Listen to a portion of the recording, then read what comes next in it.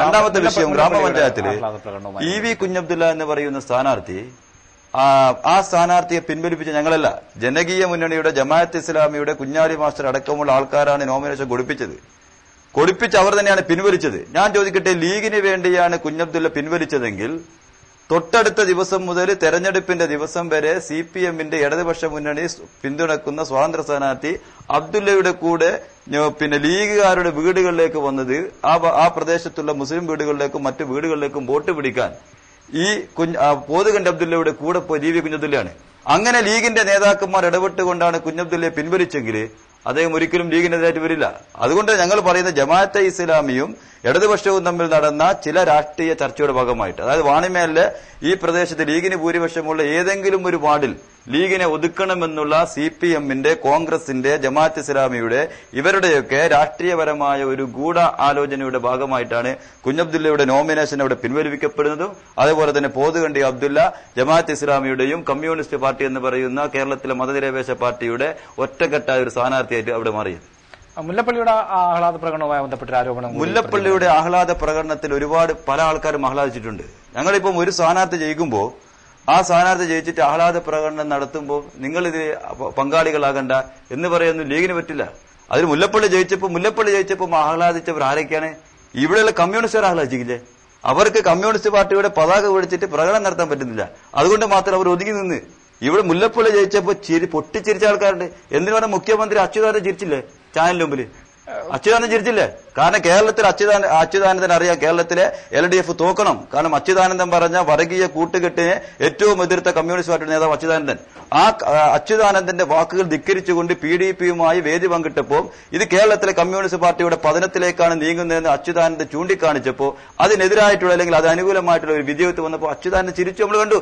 ഈ ചിരി മഹാവിപത്തിലേക്കാണെന്ന് ചാനലുകാരൻ പറഞ്ഞിട്ടുണ്ട്. ആ ചിരി തന്നെയാണ് LDF-കാരൻ ചിരിച്ചിട്ടുണ്ട്, കമ്മ്യൂണിസ്റ്റുകാരൻ ചിരിച്ചിട്ടുണ്ട്, പലരും ചിരിച്ചിട്ടുണ്ട് മുല്ലപ്പള്ളി ജയിച്ചപ്പോൾ. കാരണം വടകരയിലെ കമ്മ്യൂണിസ്റ്റ് പാർട്ടിയുടെ ആധിപത്യം മാത്രമല്ല അക്രമ രാഷ്ട്രീയത്തിനെതിരായിട്ടുള്ള ഒരു വിജയത്തായിട്ടാണ് വടകരയിലെ ജനങ്ങൾ അതിനെ കണ്ടത്. ഞാനൊന്ന് പറയട്ടെ, ഈ വടകര മാത്രമൊന്നുമല്ല, കേരളത്തിലാകെ NDF UDF-നൊപ്പമായിരുന്നു. LDF പറഞ്ഞു NDF-ന്റെ വോട്ട് വേണ്ട, RSS-ന്റെ വോട്ടും വേണ്ട. എന്നിട്ട് വെല്ലുവിളിച്ചു. ഇത് പറയാൻ UDF-ന്റെ ഏത് നേതാവിന് ധൈര്യമുണ്ട്? ഒരാളും വേണ്ടിയില്ല. ലീഗിന്റെ നേതൃത്വം ഉൾപ്പെടെ RSS-ന്റെ വോട്ട് വേണ്ട, NDF-ന്റെ വോട്ട് വേണ്ട എന്ന് പറഞ്ഞില്ല. ഞങ്ങൾ പ്രത്യക്ഷത്തിൽ അവർക്കെതിരായ നിലപാട് സ്വീകരിച്ചു, ഇന്നും സ്വീകരിക്കുന്നു, നാളെ തുടരുകയും ചെയ്യും. അത് ഞങ്ങളുടെ പ്രഖ്യാപിതമായ രാഷ്ട്രീയ നിലപാടാണ്. മറ്റൊന്ന് ഇപ്പൊ പറഞ്ഞത് ഇ.വി. കുഞ്ഞബ്ദുള്ളയെ പിൻവലിപ്പിച്ചത് മുസ്ലിം ലീഗ് നേതൃത്വം അല്ലെങ്കിൽ, അതിന്റെ അപ്പുറം ഞാൻ പറയുന്നില്ല. ചില വസ്തുതകളെ വളച്ചൊടിച്ച് നമ്മളിപ്പോ ഒരു ചർച്ചയെ പറഞ്ഞുകൊണ്ടൊന്നും ഒന്ന് സത്യം കനൽക്കട്ട പോലെയാണ്. ഇത് കുറച്ച് സമയം മൂടി വെക്കാം, പക്ഷെ എല്ലാ കാലത്തും അതങ്ങനെ നിൽക്കൊന്നുമില്ല. ഞാൻ പറയട്ടെ, ഒരു നിശ്ചയമായും ഞാൻ പറയാം, ഈ 3 ഞാൻ ഉന്നയിച്ചിട്ടുള്ള കാര്യങ്ങളും തെളിയിക്കാൻ തക്ക തെളിവുകൾ എന്റെ കയ്യിലുണ്ട്. അത് ഈ ചർച്ചയിൽ വേണോ വേണ്ടോ എന്നുള്ളത്. പോതുകണ്ടി അബ്ദുള്ളക്ക് വേണ്ടി അദ്ദേഹം വോട്ട് പിടിച്ചു. പോതുകണ്ടി അബ്ദുള്ളക്ക് വോട്ട് പിടിക്കുന്നത് ഞാനിപ്പോ നിഷേധിച്ചിട്ടില്ലല്ലോ. ഞാൻ ഉണ്ടല്ലോ, അത് ഞാൻ നിഷേധിച്ചിട്ടില്ലല്ലോ. ഞാൻ പറഞ്ഞു പോതുകണ്ടി അബ്ദുള്ള എന്ന് പറയുന്ന സ്വതന്ത്ര സ്ഥാനാർത്ഥിയെ ഞങ്ങൾ അവതരിപ്പിച്ചു. ഇ.വി. കുഞ്ഞബ്ദുള്ളയെ അതിനിടക്ക് തന്നെ ഞങ്ങൾ അവതരിപ്പിച്ചതിന് ശേഷം ഇ.വി. കുഞ്ഞബ്ദുള്ളയെ ജനകീയ മുന്നണി സ്ഥാനാർത്ഥിയായി നിശ്ചയിച്ചു. ഈ ഇ.വി. കുഞ്ഞബ്ദുള്ളയെ മുസ്ലിം ലീഗ് നേതൃത്വം വീട്ടിൽ പോയി കണ്ട് പിൻവലിപ്പിക്കാൻ ശ്രമം നടത്തി. അവർ പിൻവാങ്ങിയപ്പോഴും അദ്ദേഹത്തിന്റെ പ്രതിഷേധം രേഖപ്പെടുത്തിയിട്ടുണ്ട്, പ്രവർത്തനത്തിൽ രേഖപ്പെടുത്തിയിട്ടുണ്ട്. അത് ജമാഅത്തെ ഇസ്ലാമിയാണോ ഇ.വി. കുഞ്ഞബ്ദുള്ള എന്ന് എനിക്കറിയില്ലാണോ? എനിക്കറിയില്ലത്. പക്ഷെ അദ്ദേഹം പ്രവർത്തിച്ചിട്ടുണ്ട്, ഞങ്ങൾ നിഷേധിച്ചിട്ടൊന്നുമില്ല. മറ്റൊന്ന്, എത്ര സ്ഥാനാർത്ഥികളെ പിൻവലിപ്പിക്കാൻ മുസ്ലിം ലീഗ് നേതൃത്വം വാഗ്ദാനങ്ങൾ നൽകി, അത് എന്തൊക്കെയായിട്ട് നൽകി? ഇതൊന്നും ഈ റാണിമേലിലെ രാഷ്ട്രീയം സംബന്ധിച്ച് എങ്ങനെയെങ്കിലും ലീഗിന് ഒതുക്കുക എന്നുള്ള നിലപാടായിരുന്നോ CPM സ്വീകരിച്ചത്? അങ്ങനെയാണെങ്കിൽ നിശ്ചയമായും ഞാൻ പറയുന്നു, ഞങ്ങൾ അഴിമതിയെ സപ്പോർട്ട് ചെയ്യാൻ എന്തെങ്കിലും ആട്ടെ, ഏതെങ്കിലും ആരായാലും പ്രശ്നമില്ല, ഞങ്ങളൊന്ന് സപ്പോർട്ട് ചെയ്ത് ലീഗിനെ തോപ്പിക്കണം എന്ന നിലപാടായിരുന്നു സ്വീകരിച്ചത്. 15ാം വാർഡിൽ മുസ്ലിം ലീഗ് നിലം തൊടില്ല. ഇപ്പോൾ ജയിക്കാൻ പോകുന്നില്ല, അത് വേറെ പ്രശ്നം. പക്ഷേ നിലം തൊടുന്നില്ല അന്ന്. അപ്പൊ ഇതൊക്കെ കാണിക്കുന്നത് ലീഗ് ഇത് മാത്രമാണോ? ഇതിപ്പോ പറയും പാണക്കാട് തങ്ങൾ ഞങ്ങൾ പൊതുസ്വത്താണ്. ഞാൻ ബഹുമാന്യരായിട്ടുള്ള ആദരണീയരായിട്ടുള്ള പാണക്കാട്ട് തങ്ങന്മാർ, അവരെ യഥാർത്ഥത്തിൽ ഇവിടുത്തെ ലീഗ് നേതൃത്വം കൈകാര്യം ചെയ്തത് എങ്ങനെയാ? വീട് കൈകാര്യം ചെയ്ത് ഒറ്റക്കാര്യം ഞാൻ പറയാം. ഇതിലുള്ള പ്രതിഷേധങ്ങൾ മനസ്സിലാക്കുന്നതല്ലാതാണ്. ആരെ വീട്ടിലാ പോയെ? യോഗം ചേർന്നു, കുടുംബസംഘം വെച്ചു. ആരെ വീട്ടിലാ? ഒന്ന് ഇവിടുത്തെ ഏറ്റവും വലിയൊരു പ്രമാണി, പിന്നെ എന്ന് ലീഗ് കാണുന്ന, പിന്നെ എന്താ അദ്ദേഹത്തിന്റെ പേര്, നിങ്ങള് 3-ാം വാർഡിൽ നിർത്തിയ ആരെ വീട്ടിലാ? നമ്മളെ പേര് മറന്നുപോയി. ഒന്ന് ആലിയാസന്റെ, താവോട്ട് ആലിയാസൻ.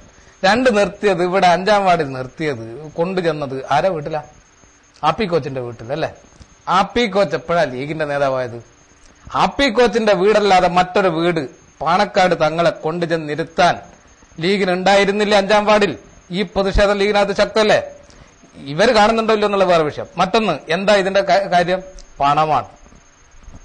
പണം എന്നുള്ളത് ഞാൻ ഉദ്ദേശിക്കുന്നത് പലതും വാഗ്ദാനം ചെയ്തിട്ടുണ്ട് പലർക്കും.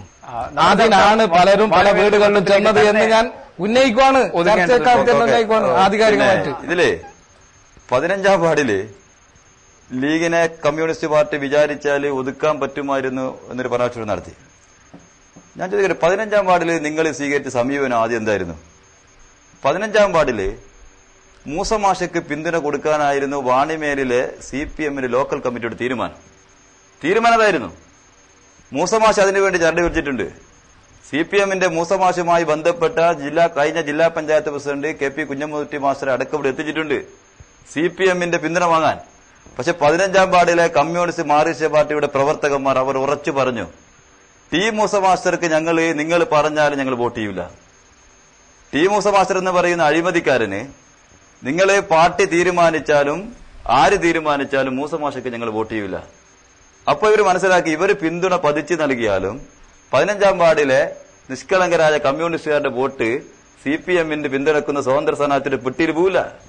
അങ്ങനത്തെ ഒരു അവസ്ഥ വന്നു കഴിഞ്ഞാൽ അവർ ചിലപ്പം വോട്ട് UDF അനുകൂലമായിട്ടോ ഇനി അല്ലെങ്കിൽ വോട്ട് ആർക്കും ചെയ്യാതെയോ ഏതെങ്കിലും രീതിയിൽ വരും. അത് പാർട്ടിക്ക് ഒരു ക്ഷീണമായിരിക്കും. അവിടെയുള്ള പാർട്ടിയുടെ ഉത്തരവാദപ്പെട്ട ആൾക്കാരുടെ, ബ്രാഞ്ച് കമ്മിറ്റിയുടെ, അതേപോലെ ഉത്തരവാദപ്പെട്ട ആൾക്കാരുടെ ഒരു കണിശമായ അല്ലെങ്കിൽ അവരുടെ ശക്തമായ വാദത്തിന്റെ ഭാഗമായിട്ടാണ് അവിടെ അങ്ങനത്തെ ഒരു നീക്കുപോക്ക് നടക്കാതിരുന്നത്.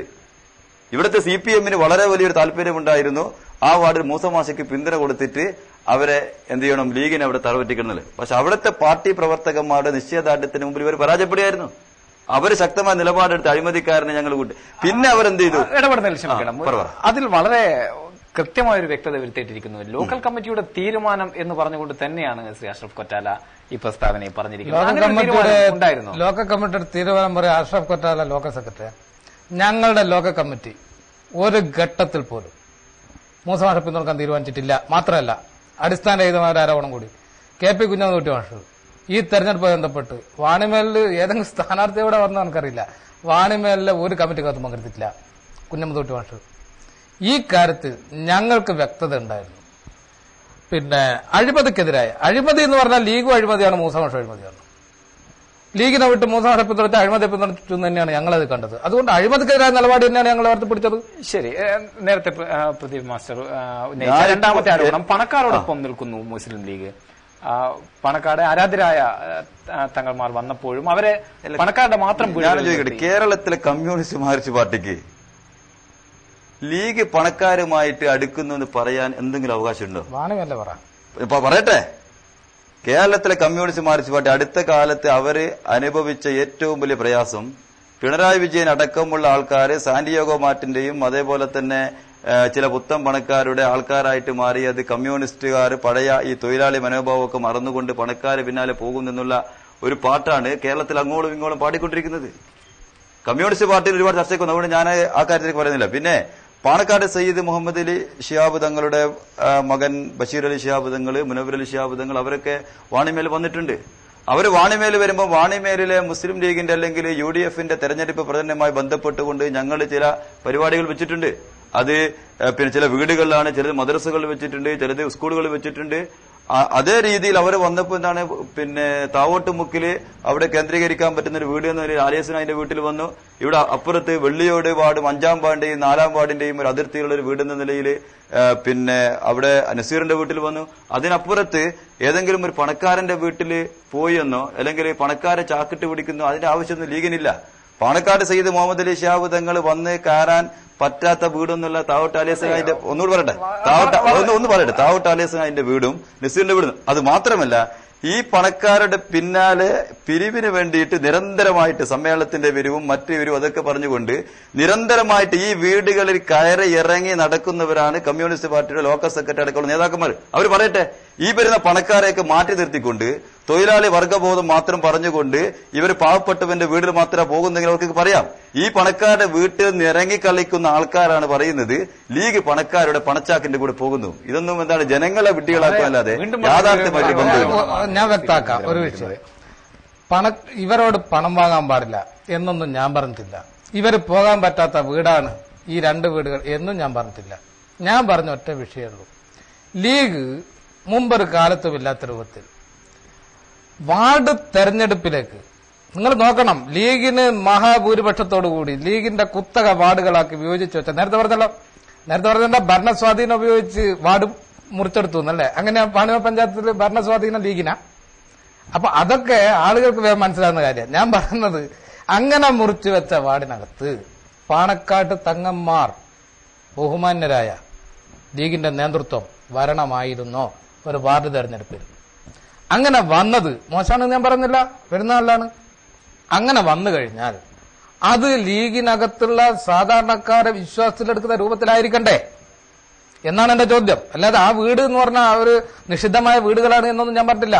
ഇവരോട് പണം വാങ്ങിയത് മോശമാണെന്ന് ഞാൻ പറഞ്ഞില്ല. പക്ഷേ ഇത് ലീഗിനകത്തുള്ള സാധാരണ ജനവിഭാഗങ്ങളെ ചിന്തിപ്പിക്കുന്ന ഘടകമാണ് എന്ന് ഇന്നും ഇവർക്ക് തിരിച്ചറിയാൻ പറ്റുന്നില്ല എന്നുള്ളതാണ് ഇതിലെ പ്രശ്നം. ഞാൻ പറയട്ടെ, ഇപ്പൊ എന്താ പറഞ്ഞ പണക്കാരുടെ കൂടെ പിന്നെ CPM നേതൃത്വം പണക്കാർക്ക് വേണ്ടി നിലപാട് ഏതാ നിലപാട്?